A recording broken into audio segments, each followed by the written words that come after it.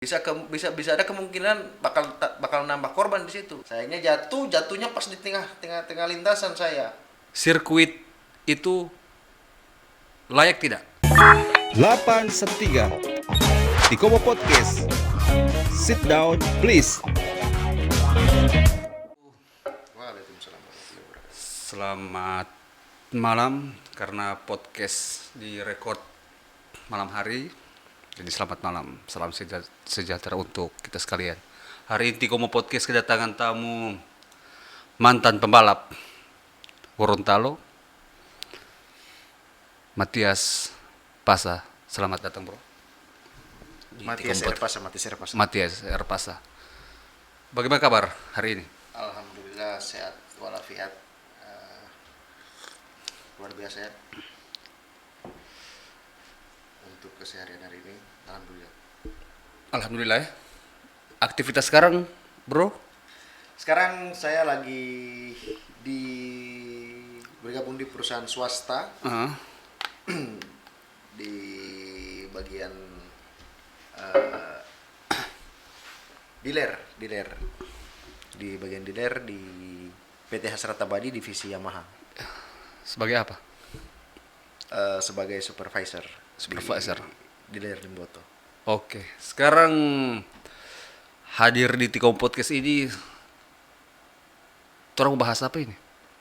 Karena Bapak ini sebagai mantan pembalap yang sudah, kalau di bola kaki ini gantung sepatu, kalau di balap apa? Gantung apa? Gantung helm? Gantung wearpack kalau Gantung airpack ya? di balap itu istilahnya gantung wearpack. Apa itu airpack? Wearpack itu baju balap. Oh, baju balap. Semenjak kapan balap? Saya balap dari 2008, terus terakhirnya 2014 setelah mengalami patah tulang lengan Insiden ya? di balapan di Gorut. Balapan di Gorut 2013. Tahun 2013 insiden itu patah tangan. Ya, tapi setelah patah tangan itu operasi, terus masih balapan lagi satu kali lagi di Makan dulu. di Kejurnas di kota 2014. Habis lengan Selesai, patah? selesai lengan patah, operasi, masih ada pen di dalam, masih sempat gas motor lagi. Sekali itu. Dia tobat juga ya. Kalau namanya hobi sih itu urusan belakangan jatuh. Yang penting orang cari prestasi dulu ya. Salurkan. Prestasi yang pernah didapat oleh Pak Tias ini apa? Juara. Saya sih kalau main di road race itu sebenarnya Tikomo ini kalau mau cari yang lebih pembalap yang lebih berprestasi itu banyak selain saya sebenarnya. Ada Rio Valero yang kebetulan kakak saya yang pernah mewakili Gorontalo di. Saya pernah undang beliau, cuma karena ada halangan yang tidak masuk di akal. Halangan yang tidak masuk di akal, banyak DP alasan. Jadi sudah melalui WA, telepon, datang lagi di kantornya. Berbagai alasan Sibuk. Dia tahu juga sibuk atau apa. Jadi ada bilang disarankan adiknya Jo. Oh iya, saya telepon. Jadi ada banyak, ada Aial, ada Rio Valero, ada Iki Katili. Ini semua mantan pembalap ya. Anto Katili, ada juga banyak pokoknya yang Banyak pembalap Gorontalo yang berprestasi ya. banyak. Selain Bapak. Yang saya tanyakan ini, prestasi Bapak ini di mana? Kalau saya untuk ke Jurda itu peringkat 2 waktu event road race di Marisa. Lokal ini atau? Masih lokal. Kejurda lokal ya. Tahun berapa? Tahun 2012. Di mana? Di Marisa. Oh, baru? Di Marisa, di Gorut juga peringkat 2. Pertama event di Gorut digelarnya masih di kompleks perkantoran, kantor bupati yang dulu di belakang, paling belakang, jalan belakang. Nah, sekarang kan kalau di Gorut itu jalannya di depannya yang dibikin event balap. Kalau yang sekarang ya, kalau yang dulu itu masih di belakang. Waktu insiden patah itu Nah, Bagaimana? Coba ceritakan dulu. insiden patah tulang ini Patah tulang mana? tulang lengan. Sebelah mana? Kanan? Sebelah kanan. Jadi kalau bahasa medisnya fraktur humerus. Fraktur humerus ya. Fraktur humerus. Kalau patah tulang ini waktu itu di kelas 150 cc. Hmm. Saya naik bawa motor Mio Sporty. Ke Jurda itu? Itu ke Jurnas. Ke Itu Jurnas. ke Jurnas tapi mainnya di lokal. Kelas lokal Gorontalo. Kalau Metik. ke Jurnas begitu dari luar ada? Dari luar ada. Dia region 5. Kalau Gorontalo itu region 5. Makassar, Palu, Manado, Kota Mobagu, Maluku Utara, Papua, rame pokoknya. Oh saat itu ya? Rame. Cuman waktu itu banyak kan main di lokal. Nah, posisi waktu insiden ini baru mulai start. Dari 23 pembalap itu sudah posisi sudah final ya. Dari kan kalau balap itu kan ada pre-finalnya, ada finalnya. Jadi sudah masuk di finalnya itu. Jadi pool A sama pool B itu digabung. Totalnya 23 pembalap. Saya kebetulan waktu itu start di grid 7. Jadi di grid 7 startnya di grid 7 masih berapa lagi kan yang di belakang? Masih banyak. Pas udah lampu mati, kita gas langsung motor. Di Garut itu kan sirkuitnya setelah start R1, jadi bahasanya R1. Kalau Apa itu? R1 itu setiap belokan. Oh. Nah, R1, R2, R3 itu bahasa di dunia balap. Baru? Jadi pas R1 itu yang di depan saya ini kebetulan kan badannya kecil. Saya lupa namanya siapa. Badannya kecil. Nah, dia ini naik di karung. Karung yang pembatas itu. Dia naik di karung, dia jatuh. Motornya itu pas jatuh, motor saya lewat. Langsung motor saya terbang ke atas. Sayanya jatuhnya pas di tengah lintasan saya. Tengah sirkuit Saya ya? jatuh, motor tertimpa dengan motor Motor siapa? saya. Baru? Jadi pas mau keluar itu kan posisinya kan badan sudah ditindih sama motor ini kan. Badan saya sudah di bawah, motornya di atas. Baru? Jadi pas mau keluar itu kan butuh tenaga untuk mau dorong ini motor. Nah, pas mau dorong ini motor, tangan saya pakai untuk jadi tumpuan. Habis itu? Di situ motor pada lewat. Langsung digilas. Wih. Saya tahu ini nanti ini tahu itu bahwa NTP tangan itu digilas oleh motor lawan. Ban gilas. Sebenarnya setahu saya itu insiden kecelakaan langsung patah. Jatuh langsung patah. Oh tidak ya? Itu digilas. Nah, yang gilas ini informasi kebetulan teman kalau mau dibilang itu bukan setim, cuman teman Gorontalo juga. Dari Limboto juga. Kompleks juga ya. Jadi hari-hari informasi begitu, tapi ya sudah begitu risikonya kalau misalnya di dunia balap itu. Jadi waktu insiden itu memang ditabrak motor, Digilas. digilas motor ya, baru patah. Pingsan. Tidak. Itu mungkin seumur hidup saya tidak mau lupa itu rasa sakit dari patah tulang itu. Saya tidak pingsan. Saya tidak keluar air mata, tidak. Cuman Karena yang setia rasa.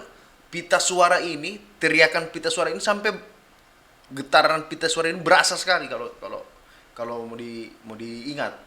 Maksudnya Teriak. Suka mau teriak? Tidak, saat itu teriak di dalam pas masih pakai helm, masih pakai wearpack ini. Luar biasa teriakannya, kalau misalnya mau dibuka helm itu mungkin keras itu teriakan waktu saat patah itu. Apalagi pas penonton evakuasi dari tengah-tengah dari jalan di tengah-tengah lintasan. Pas dorang angkat itu kan dorang tidak tahu kalau apa yang cedera, bagian badan mana yang sakit. Pokoknya dorang main angkat saja, terus bawa ke lapangan. Sekarang begini. macam bro bilang tadi, ada insiden kecelakaan di balap di sirkuit. Dari tim medis langsung datang orang, mereka tidak pikir yang mana patah atau patah langsung diangkat. Malah itu lebih baik yang parah sebenarnya. Itu bukan tim medis, itu masyarakat. Sekarang jadi begini. Di podcast sekarang ini kita bahas tentang boleh ndak ketika ini kan bicara ke Jurda ini atau ke Jurnas.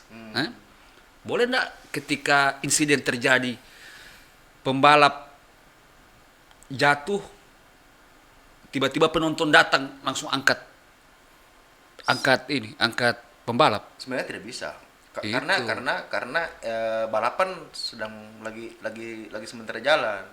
Kalau penonton masuk terus evakuasi pembalap yang lagi jatuh, bisa ada kemungkinan bakal nambah korban di situ. Iya, malah buat bahaya penonton, Buat bahaya pembalap juga yang sementara. bahaya pembalap yang sementara balap, yang Fight. sementara fight, yang dengan yang jatuh juga kan. Masalahnya ada juga yang ketika jatuh tidak tahu dia ini patah atau masih orang bilang sesak napas, orang tuanya boto olo, tiba-tiba angkat, ini yang jadi Makanya itu dia itu ada prosedurnya untuk evakuasi di dalam olahraga yang berisiko tinggi begitu. Kayak kalau misalnya di balap itu yang harus dibikin awal itu yang pertama buka peralatan balap, helm untuk udara. memang sekarang sebenarnya kan tim evakuasi itu sudah lebih profesional kan sebenarnya. Sudah tahu yang mereka akan lakukan, ada poin-poin yang prosedur yang sudah mereka tahu. Yang jadi permasalahan sekarang ini penonton masuk ke dalam sirkuit angkat pembalap. Yang salah sebenarnya siapa? Panitia atau penonton? Kalau penonton itu mungkin naluri manusia. Suka tolong ya. Suka tolong itu terang tidak bisa salahkan juga. Cuman kan posisi event kemarin itu waktu kecelakaan itu kan memang semasa itu kan belum ada sirkuit. Jadi digelarnya di kompleks perkantoran. Di situ kan tribunnya belum ada, terus lintasannya seadanya, jadi otomatis penonton itu dekat dengan lintasan. Jadi naluri kemanusiaan ini kan lihat orang jatuh pasti mereka tolong. Sekalipun itu melanggar aturan sih sebenarnya waktu di Gorut itu. Cuman kalau mau dibilang juga waktu itu saya mau jalan bagaimana coba. Saat itu patah tangan, terus tergeletaknya di tengah-tengah lintasan. Yang mau tolong itu yang petugas bendera itu, dia sekitar 100-200an meter dari, karena motor itu kan jatuhnya lagi sempat terbang jauh kan. Sekarang kita bicara tentang safety sirkuit. Banyak, kalau mau dibilang pembalap-pembalap nasional, pembalap daerah itu bernyali tinggi kalau menurut saya. Karena kenapa? Semenjak saya nonton balap road race, khususnya di event Gorontalo, sirkuitnya itu sebelah trotoar cuma ditaruh ban, sebelahnya juga. Jadi menurut saya untuk safety keselamatan pembalap itu masih kurang. Jadi untuk pembalap yang ikut ajang di situ memang nyalinya besar itu, nyalinya gede, karena mau dilihat dari segi sirkuitnya, sirkuit keselamatan pembalap, keselamatan penonton yang masih kurang menurut saya. Sekarang di Gorontalo sudah dibuka sirkuit yang bertaraf nasional ya. Sebelum kita bahas tentang sirkuit yang ada di Gorontalo, tepatnya di Kecamatan Limboto di Desa Kelurahan Bongohulawa, ada sekarang tiap malam minggu itu banyak anak-anak yang melakukan balap jalanan di Kecamatan Limboto ini. bukan hanya di Limboto, khususnya di Limboto, di Gorontalo.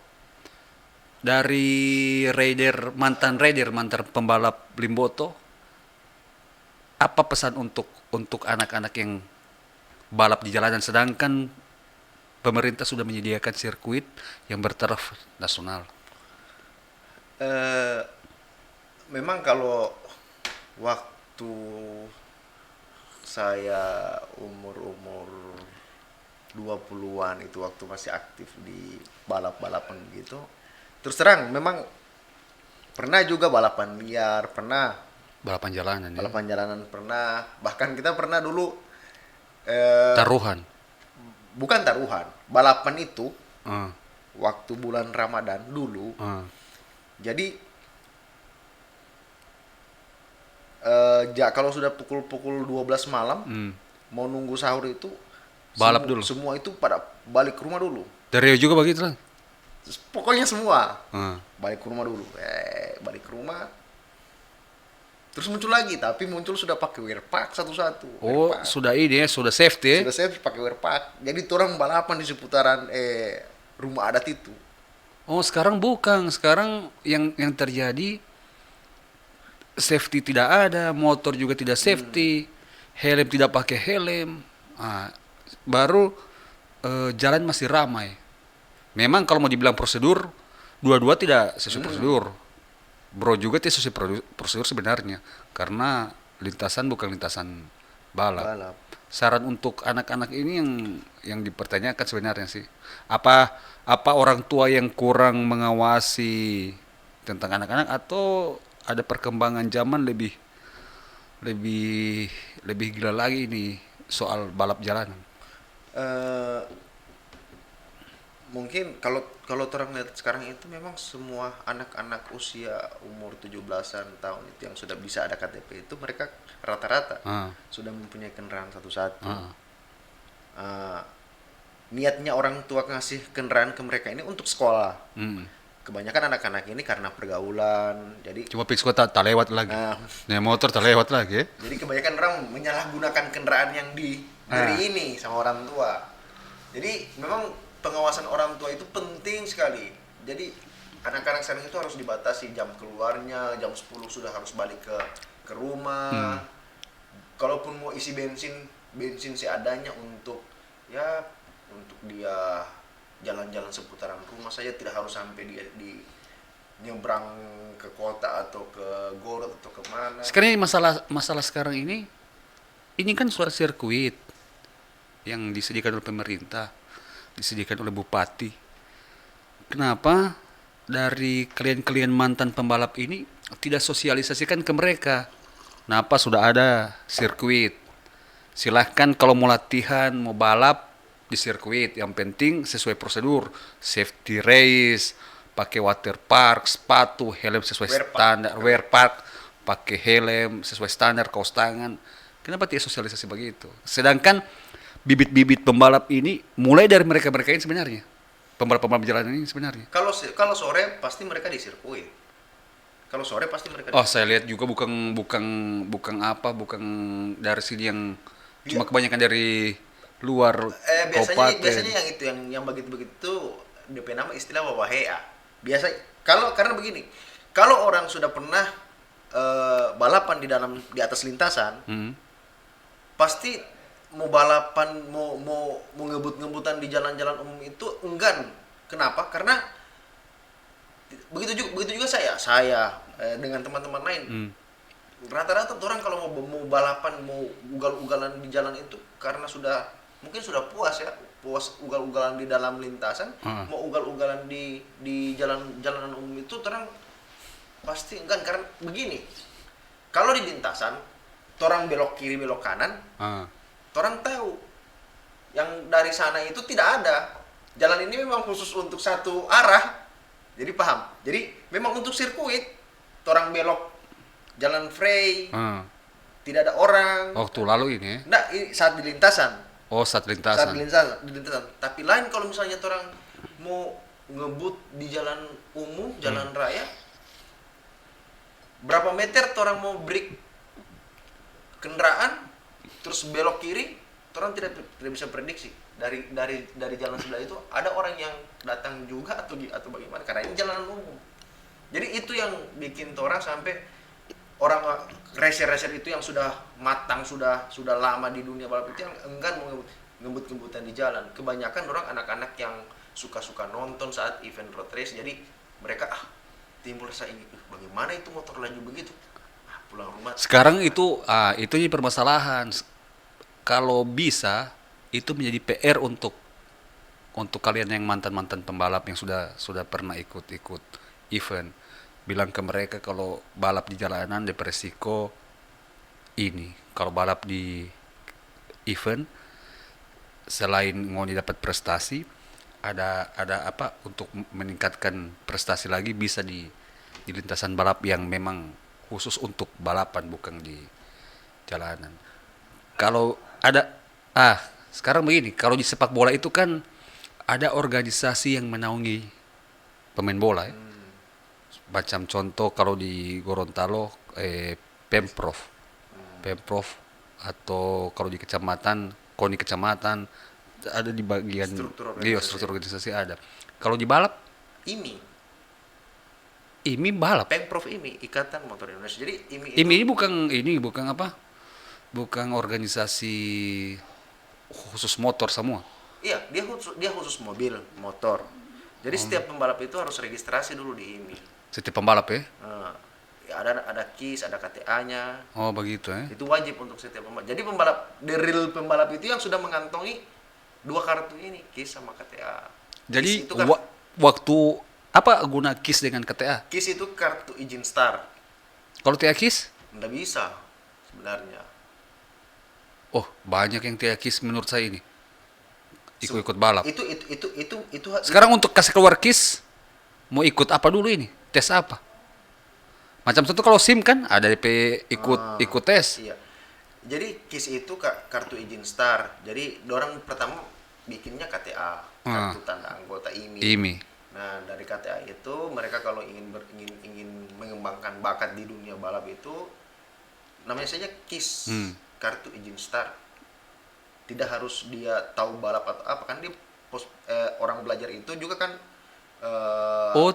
tidak klasifikasi urus KIS itu harus ikut balap dulu. Nah, di dunia balap itu tidak macam tes misalnya orang mau urus SIM atau itu KIS bukan lisensi ya? Lisensi sebagai pembalap. Dorang dapat lisensi dari bakatnya dorang. Dorang urus KIS itu manajer yang urus. Dia ada bakat, dia bisa dapat KIS. Oh, berarti betul. Sekarang kalau pemain dapat KIS itu ikut event. Iya. Saya kira tidak, umum bisa dapat KIS yang tidak KTA, bukan kalau KTA yang bisa. bukan pembalap, maksudnya yang cuma tahu bawa motor urus KIS. Kalau KTA bisa. Kalau KTA itu bisa untuk semua. Klasifikasi mau urus KIS bagaimana? Ikut balap dulu atau KIS dulu? Atau KIS lihat jam terbang dulu? Tidak. Semua pembalap mau dia pemula singkat, Profesional sampai profesional KIS. KIS harus ada KIS. DP guna untuk apa itu? Itu kartu izin start. Oh, ketika balap itu ya. Kalau KTA? KTA itu ya kartu tanda anggota. Anggota IMI. IMI bawa abis IMI naungan kalau pemainnya road race roda 2. Iya, roda 2. IMI terus roda 2. Siapa yang menaungi sekarang di Provinsi Gorontalo? Kalau untuk struktur organisasi IMI itu saya sudah lama tidak aktif lagi ya. Aktif kan, jadi sudah kurang tahu. Bapak ini kan sebenarnya kan di Yamaha, masa dia tahu tentang apa? Beda bro, di Yamaha. Iya, biar ini kan sekarang berkecimpung di dunia motor. Masa dia tahu masalah IMI? Apa maksudnya struktur IMI? Kecuali ente ini di apa? Di Batako itu boleh. Itu ente boleh bisa kita sudah tahu masalah IMI sub. Ini masalah masih motor. Orang fokus penjualan saja kalau untuk. Oh, kalau ini cuma fokus penjualan. Oke. Sekarang kita bicara tentang ini teh siapa? mantan mekanik. Silakan kalau pemain ada yang mau tanya silakan, orang bahas. Mantan mekanik ini Bung Mances. Mekanik handle nyari bot ini nonton. Ada penonton. Oke, lanjut. Oke, salam untuk Bung Mances.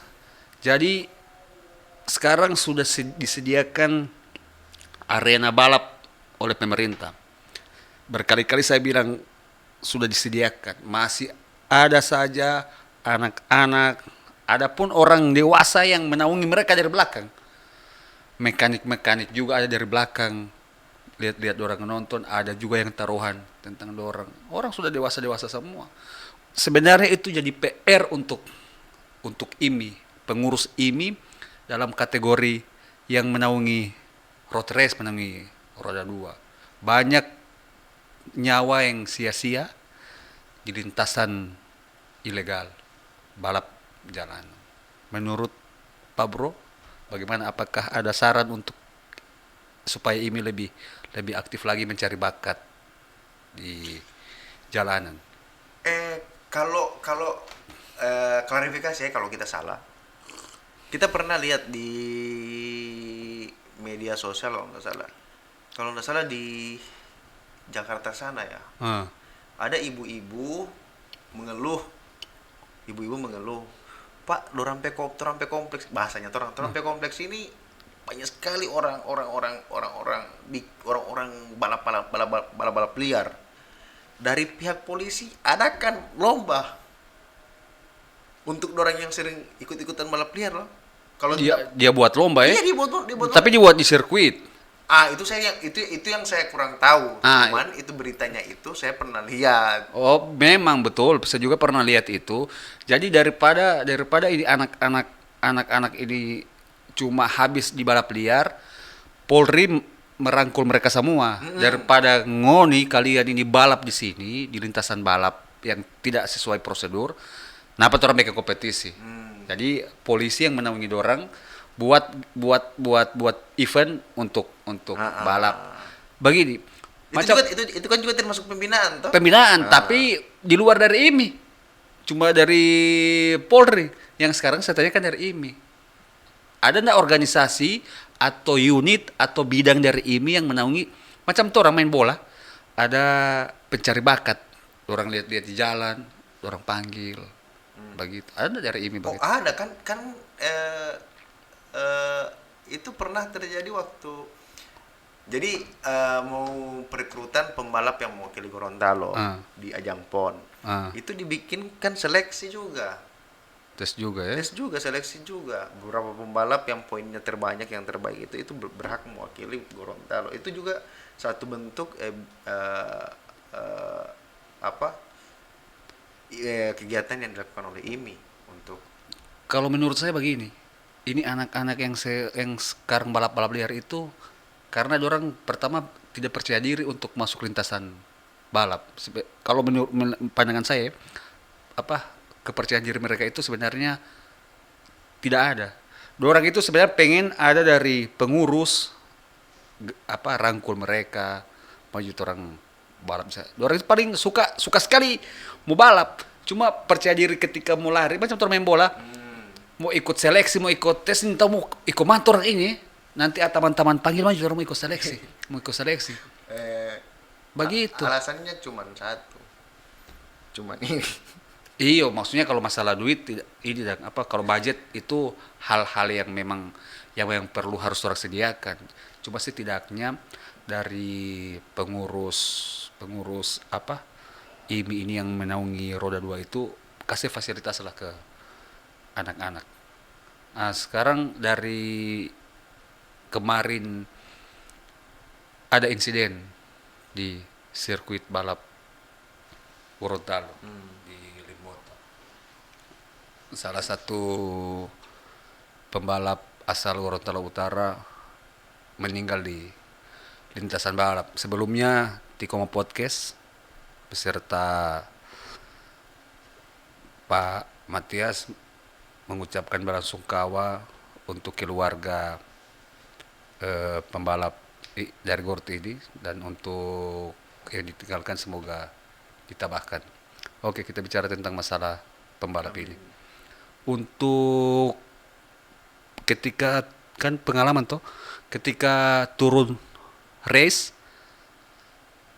yang dipakai di badan ini memang sudah ada lisensi safety memang Untuk wear pack. Iya, mulai dari helm, wear pack itu apa baju? Baju balap. Ayo dari helm, wear pack, kaos tangan, Iya. sepatu, lisensi memang.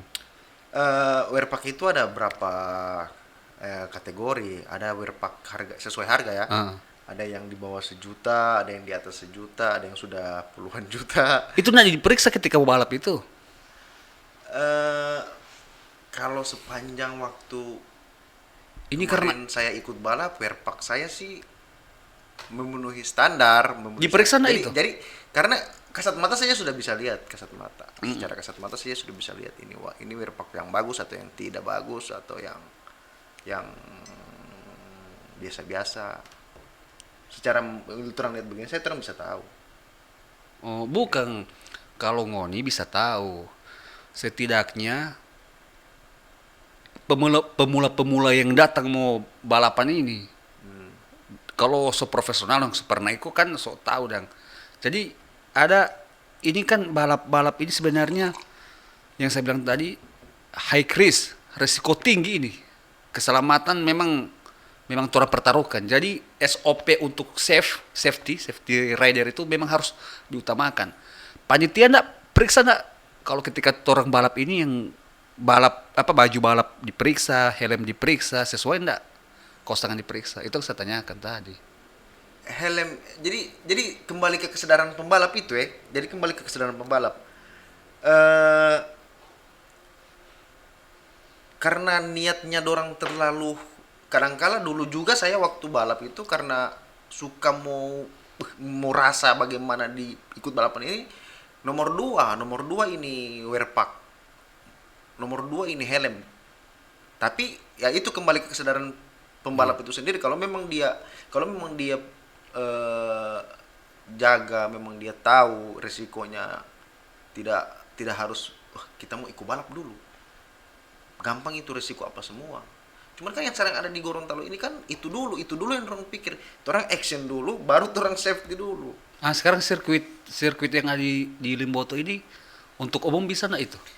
Untuk orang umum Iya, untuk latihan boleh. boleh. Boleh. Tidak berbayar itu.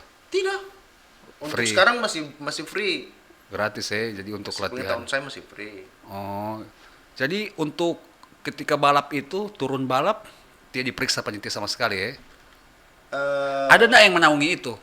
Kalau balap ini setahu saya yang lintasan ada yang menaungi ya, lintasan balap ada. Pengelolanya. Iyo, maksudnya bukan ada badannya sendiri yang bagian inspeksi. lintas, inspeksi. Baru kalau apa ridernya ada bagian lagi yang periksa rider. Itu kembali ke tim sih sebenarnya, kembali ke tim. Kalau Periksa kesehatan, dia enggak sehat dia ini atau bagaimana? di balap itu orang untuk kesehatan itu memang harus fit. Karena satu-satunya olahraga yang beresiko tinggi ini hanya balap. Di balap itu capeknya balap motor, capeknya orang balapan dengan capeknya orang main bola itu beda, komo. Beda sekali. Saya juga main motor, toh motor gunung, memang Gestrek kan? capek memang luar biasa itu, lala memang luar biasa. Semua dia bagi. Apalagi dalam keadaan orang badannya orang tak tutup dengan wear pack. Tidak fit, apalagi tidak fit. Oh, Jadi mau tak kesehatan tidur. jadi kesehatan itu orang perlu sekali. Jadi orang kalau mau berlaga atau mau ikut event road tersebut itu orang harus jaga kondisi, orang harus minum vitamin, orang harus tidak begadang.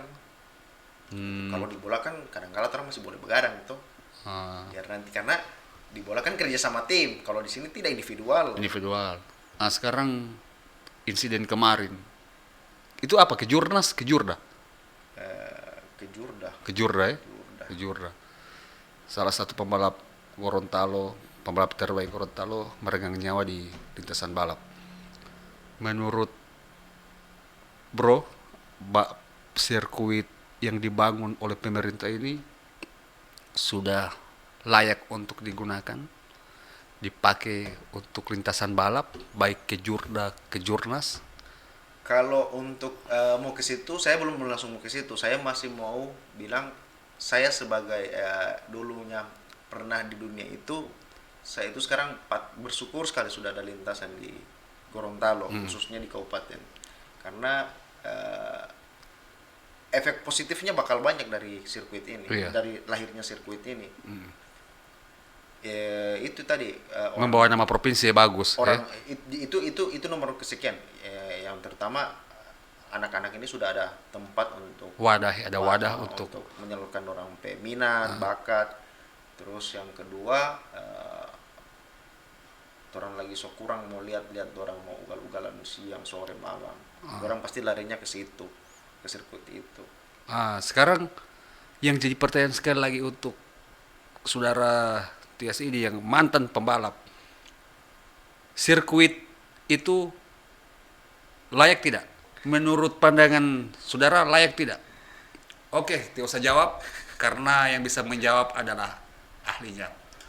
Kita ketemu lagi di Tiko Podcast kedepannya apa yang akan dibahas tentang masalah balap untuk masalah sirkuit. Saya undang siapapun bisa datang di Tiko Podcast. Satu kata untuk institusi Polri, bro.